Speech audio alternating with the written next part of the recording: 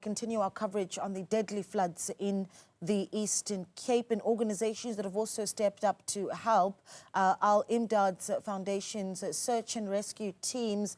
Irfaan Ahmad joins us for more on recovery efforts on the ground. Irfaan, a good evening to you. Thank you so much for joining us on News at Prime. Talk to me about where exactly you are, your organization's work that you are doing, and certainly what you found in the past few hours as you've continued search and rescue operations.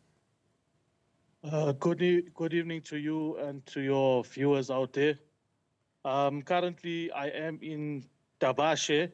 It is 25 kilometers away from Mthatha, where we just got news on one body that was found, which we made recovery now.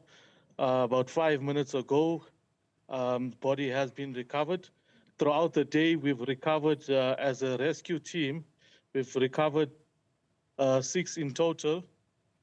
A family of 4, and then there were individuals that were from the Slovo Park, Hibari, and the Thabo Mbeki. Talk to me about the individual whose body was just found at the moment, the circumstances, of course, while needing to be respectful to the families and not go into too gruesome details, but the circumstances under which this individual was found. This body has been washed away along the river. So basically, most of our recoveries were from the river, but also there were a lot of entrapment in their homes as well. Remember, considering the level of water that came in, so there is still a lot of recoveries from homes that need to continue tomorrow. Yeah, and the 6 that you discovered earlier, what do we know about those? And here's where it gets rather complicated, Irfaan, is you've got the Cocta minister leading a press briefing just about an hour ago is when it wrapped up, and the official number given to us at that point was 67. Being the death toll. Now we're hearing that 5 more bodies have been discovered by Gift of the Givers at Mdeni village.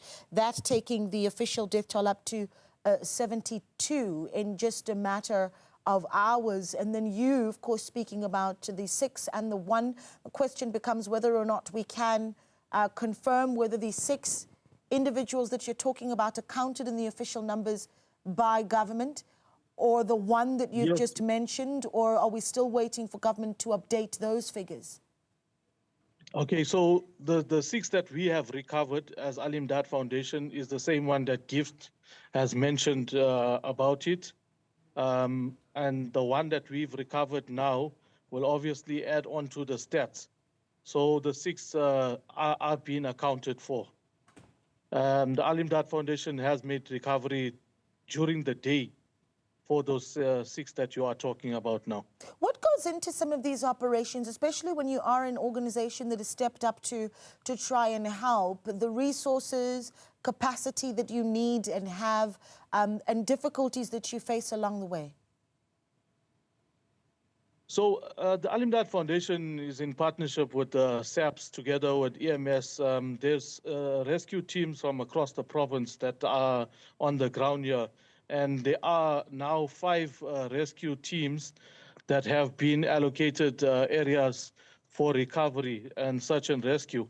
So we are working very closely together with the relevant departments, as well as SAPS, who's leading these recoveries.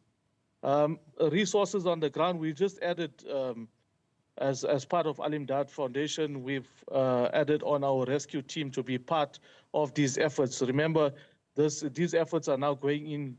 Tomorrow will be the 3rd day for recovery. So obviously the teams are going to be tired out, but we do continue to push to make sure that those that have been accounted for and those that are still missing will be recovered hopefully tomorrow.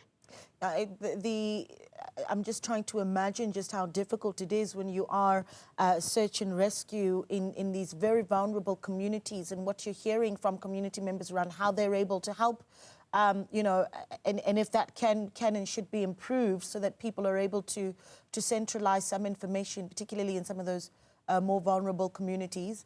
And, you know, families that are reporting perhaps to you that they may have missing family members. Are you hearing some of that as well in the community that you are in? And perhaps just remind us again where exactly you are in the circumstances of that community. Okay, so basically the community around here are left devastated. Most of them are busy with recoveries of their own homes, and families that have lost their loved ones have now been reporting it through to SAPS. So we are now every morning and towards the evening as well doing a briefing and debriefing with regards to how many people are missing, how many we have recovered. Reports are coming in from community, but we encourage the community to report missing persons, so it makes the search and rescue much easier to control as well. So with that said, the community are left also stranded. With us, we are also providing relief, emergency relief to these communities. Remember, their homes have been, most of them have been completely destroyed. They're trying to rebuild, and while others are still trying to recoup whatever they have lost. So it's quite a sad situation out here in Mthatha, but we request for more aid to come in to assist these families here.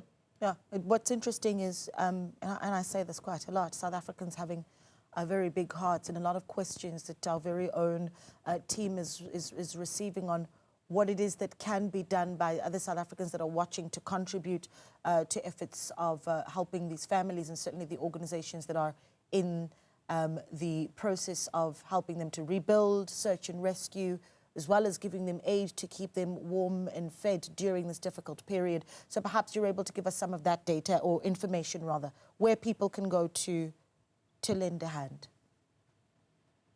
So there are organizations as well as disaster management, who's the coordinating body here. And there's many church organizations as well as faith-based organizations that are on the ground trying to provide relief throughout this whole community. And we encourage people from South Africa as well to get involved and support organizations like us that are on the ground providing relief. Yeah, we appreciate your time. Thank you so much for speaking to us.